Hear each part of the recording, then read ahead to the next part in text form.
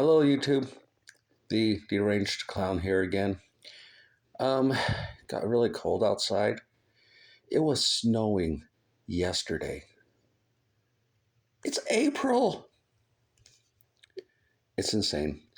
So this deranged clown with his short hair has decided to stay inside and do a video really quick. Um, Honestly, I think that's the first time I refer to myself in what is that, the third person? Yeah. Anyways, that's all beside the point. Just want to do a quick little video here, and I just want to explain really the reason why I'm fighting so hard against what my overly optimistic fan club is doing. And it's really something quite simple. As we go through life in society, people are going to try to manipulate us to get various goals. That's just a fact of life. Get used to it, deal with it, and that's just how things are. However, there are different degrees of manipulation. And in a shameless plug for the book that I plan on writing, I'm going to dive into that in great detail because as an introvert, that's what I like doing, diving into things and really looking at them and analyzing them. But there's one level of manipulation that is so vile and so cruel and so sadistic that society as a whole condemns it. And there's two ways it's described. The first way is brainwashing. Second way is a cult. And what makes this such a particularly vindictive, sadistic, cruel, and evil, and I do not use that word lightly, patently evil act is you are going after the person's core identity, who they are, what defines them. That core identity that was created both when they were a child and when they were older, and it still is maintained as you get older in life. That core identity, that core driver, that central part of who you are and what makes you you. Every other form of manipulation respects that. Every other one, except for brainwashing and cult-like behavior. I am dealing with people who want to change my core identity. I have sat there and watched people who wanted to do more than just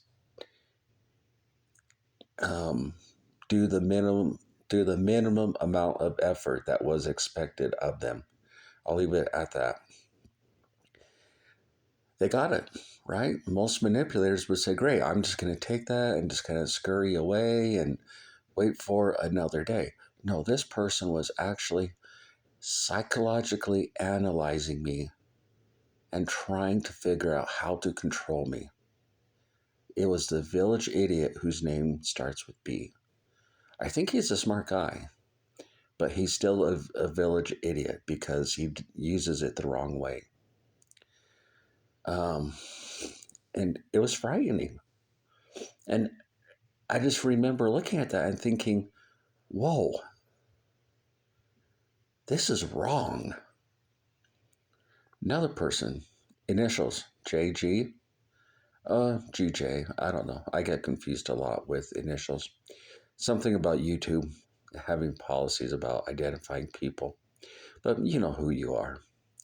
Sitting there watching every move I was making in a public setting, in a public, shall we say, gathering, and relaying in real time assessments of what they think to someone else to go after my reputation, of course, right? This has to end, guys. If you think you can break me down. And I'm talking to Sneaky J and Chucklehead and Chucklehead's friend. You know who you are. I've dealt with you plenty on a, shall we say, commercial basis. Um, the village idiot whose name starts with B, JG or GJ, or maybe even not that, you know. Or shall I say ball bag boy, because that's what he called me, a ball bag. All of you and others I'm not going to name, I'm going to direct this message to you. And I'm going to try not to cuss. I cuss way too much. I'm trying to cut back. Leave me alone. Now, I know when I say that, most people will hear it and say, oh, yeah, we'll just leave the guy alone and just be done with it. What these psychopaths hear when I say that is, oh, he's crying out for help. We really need to help him. No. Go away. Leave me alone. Then the rationale start. Well, he's crazy. Well, unless you're a trained psychologist who has done the required assessment, you cannot make any assessments. And I will tell you this right now. I have never gone to see a psychologist because there's never been a need. If you've heard anything about, this or that, that's all opinion. Oh, but we're concerned. Well, jolly good. Then do your diligence and let the higher ups deal with it there. Oh, but we just can't trust you.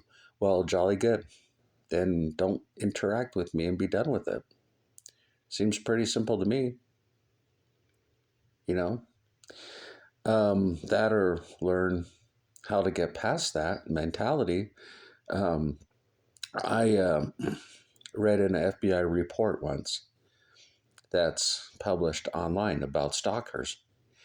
And one of the things they said in that report is that they talked to actual stalkers and they asked them what the rationale was. And this is a frightening report to read. And it actually stunned me when I read what the stalkers said. Did you know that most of the stalkers know their victims personally? And when the stalkers were asked why they were stalking them, they said, because, oh, I can't trust them. There's this and this important thing. And I just got to make sure that it's being done right. I'm not doing a bad thing. That's what these stalkers said. It's frightening. These are not, I'm sure there are stalkers who are like sadistic monsters that lurk in the shadows, but those are few and far between when it comes to stalkers. The majority of stalkers are people who may appear to be the nicest person you could ever hope to meet. Most kind, pious person. But we just can't trust this person. So we're going to have to step in and take over their life. Oh, and by the way, while we're at it, let's start going after their core identity.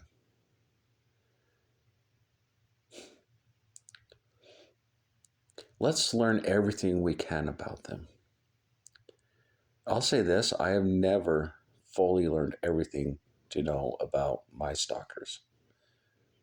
I don't know. And there's been many times where I've had the opportunity to learn more, but I just said, no, too far. No, not going to do it. Walking away. Just, no. Ethically, I cannot get that information, even though I probably could, but I'm not going to. I refuse. Stalkers don't have those qualms. They don't have those concerns.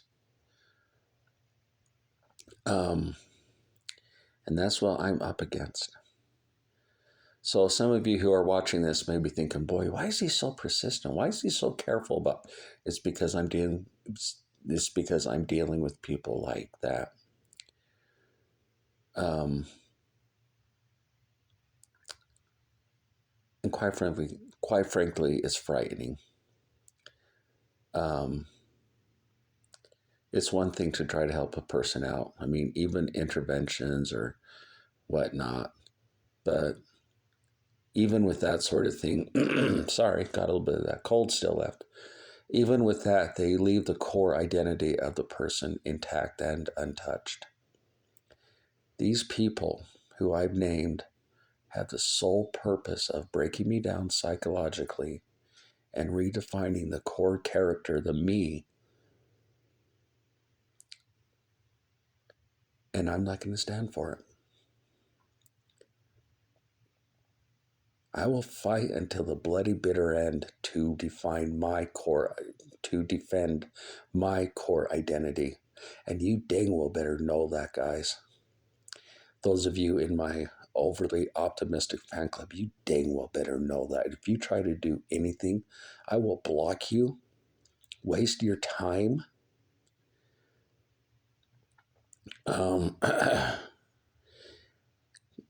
contact law enforcement and do everything in my power to fight you off and your cult-like behavior.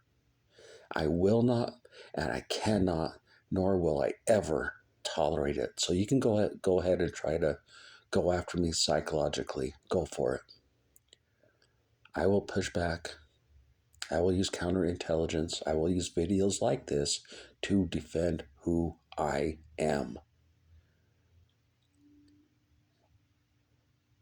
I want to close this video by saying two things. First off, I believe in doing things by the book. So purely through law enforcement, administrative means as necessary, etc., etc. I wholly restrict my activities to purely official and legal means. Unlike you, unfortunately, overly optimistic fan club, unlike you, I actually obey the law. Isn't that a shock? Such a foreign concept to you. And I also just want to end this video by saying this to my overly optimistic fan club. I want you to think about this. How much do you value the core that makes you, that defines you as a person? If you're like everyone else, including myself, you highly value that and you protect it. And while rest assured, I will never go near that because I'm normal. I don't do that to people. That's just wrong.